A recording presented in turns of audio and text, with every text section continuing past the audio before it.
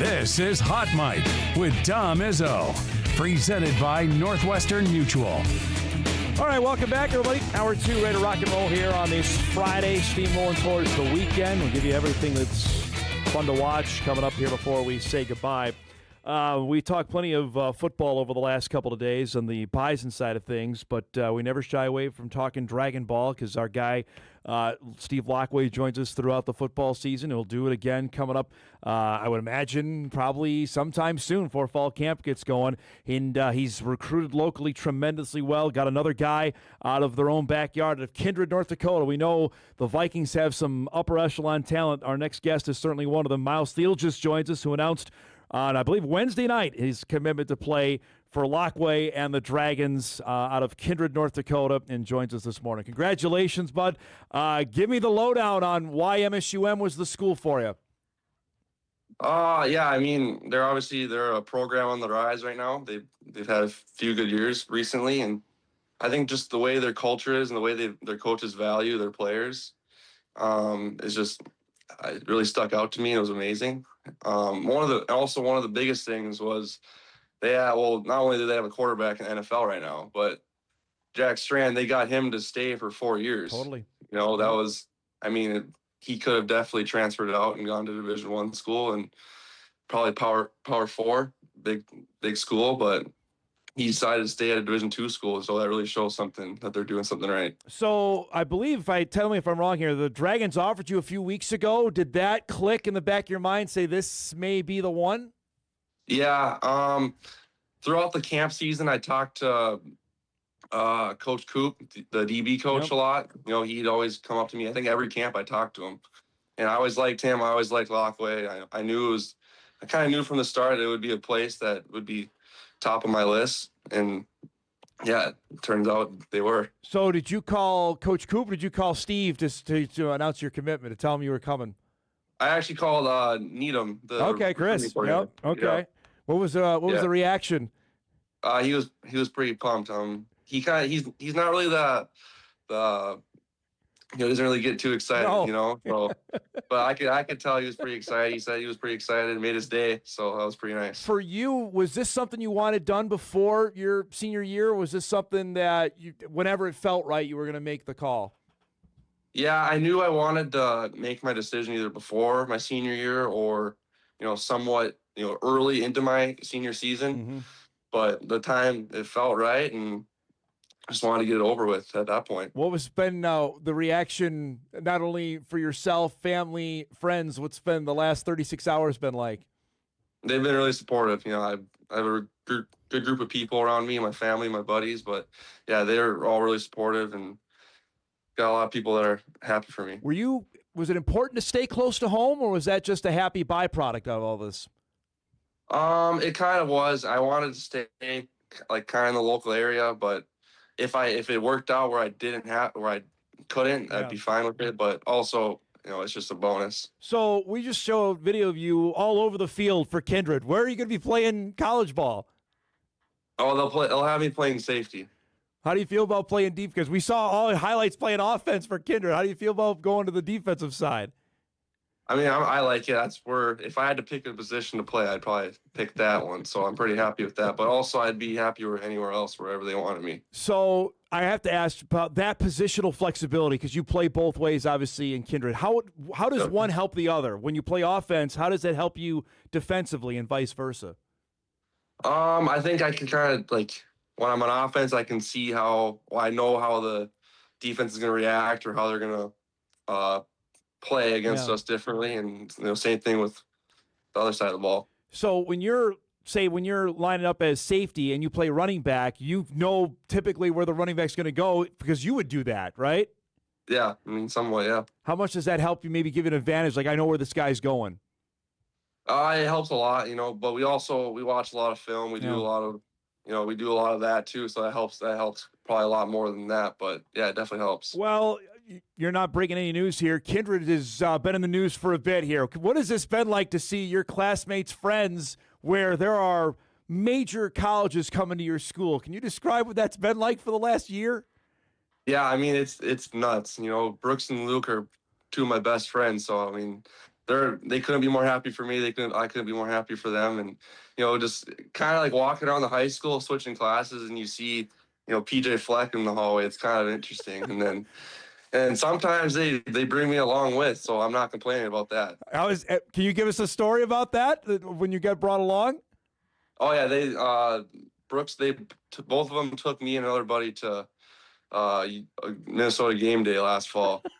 What was that like? Pretty fun. Oh, it was amazing. Yeah. So you're down on the sideline. I'm sure you're looking around like, what am I doing here? Right? Yeah. It was amazing. It's funny because we've had both the guys on the show, and it just becomes kind of second nature to have those kind of coaches hanging around. Is it for like your other classmates who aren't athletes? Do they know what's going on? I think so, but they're also probably pretty shocked. They also they probably hasn't clicked yet. Yeah. Or probably just is like that. Like it's pretty rare and not something you see every day. I'm all right. We're a few minutes in. I have to rip the Band-Aid off. Tell me about the end of last year. I know obviously it didn't go the way you wanted. How much is that still with you even now, 7-8 months later? It's still with me. I probably think about it on the daily basis, First probably 3 or 4 months, I watched the game like every day. No kidding. Really? Yeah, you watch. I mean, you always, your mind just keeps rolling about it. And I think, but it's helping us a lot this year. We got a good group of guys that are really determined to finish differently than we did last year, and I think it's going to help us a lot. So when you were watching it almost every day, were you just picking at things like, man, if I would have done this or we did this, like what were you just a glutton for punishment, just going back and watching it over and over? Yeah, it was kind of painful, but there was things that I wish I would have done differently, or wish I wouldn't have done at all, and it helps the learning process. How is that something like going back to school Mondays? Like, how was that? I'm assuming that was really tough, I imagine. Yeah, a lot of our teachers were really supportive, and all my classmates and all of them, but yeah, it was rough. So as the schedule makers would have it, maybe they're having a sense of humor. You open at Devil's Lake this year. Describe that. That's the team that you lost to. You're opening up the new year with. Yeah, we're really excited. Not only me, but the rest of my classmates and my teammates. We couldn't be more pumped. We probably couldn't open with a better game. And it's gonna be good. It's gonna be a good one for sure. When you saw that, what was your initial reaction when you saw what the 26 football schedule was going to be? I don't know. I was just like, here we go. Gotta try her again. And then right after that, you've got Horace coming to town, and that game last year may have been the best game in North Dakota all year long. What about that matchup to get at your place now this year? Yeah, that game last year was probably the most fun football game I've ever played in.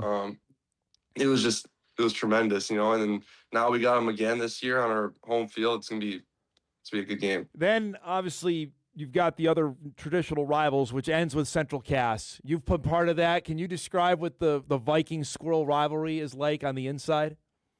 Yeah, I might be a little biased, but I'd probably say it's the biggest rivalry in the state. It's going to be a really good – it's always a really good game with them. It doesn't matter how good or what each record is for each team. But, yeah, I'm really excited for that one too, especially since it's in Central Cass this year. Myles, growing up, was that something that just was inherent that, okay, we don't like the people from Castleton? Can you describe that of growing up and with that rivalry? Yeah, growing up, you obviously know about the rivalry when you're in elementary or middle school. But then once you get to high school, it really hits you. And especially when you get, junior, senior year, you really start to live it and feel it. Knowing expectation-wise, it was high last year. It might be even higher this year with your commitment. You mentioned Brooks and Luke, what they have announced. How do you guys handle that everybody in the state thinks you're going to win the title this year?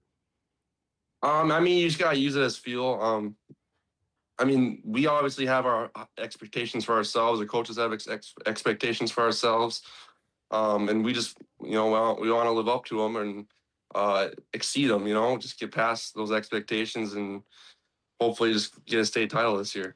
We were visiting off air. Is this the last little bit of relaxation time before the grind starts? We're not that far away from fall camp going.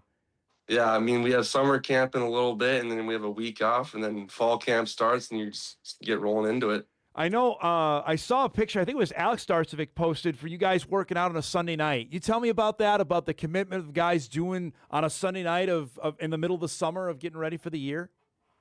Yeah, we do things on Sunday nights, and it's more just captain led stuff. Yeah. We run and stuff like that. But yeah, I mean, everyone's kind of bought in. We try to get as many people there as we can that are play football in the fall, and I mean, we've been doing pretty good with it in the past couple of years. Is that a quote unquote mandatory? Like, hey, if you want to play, you better be here? No, that's not. I mean, not really, but also it's kind of like an unwritten rule. Like you should probably be there. If you want to. It helps. It helps a lot. In the long run. How has that attendance-wise gone from when you even when you were a younger player to now? Has that gotten bigger throughout the years?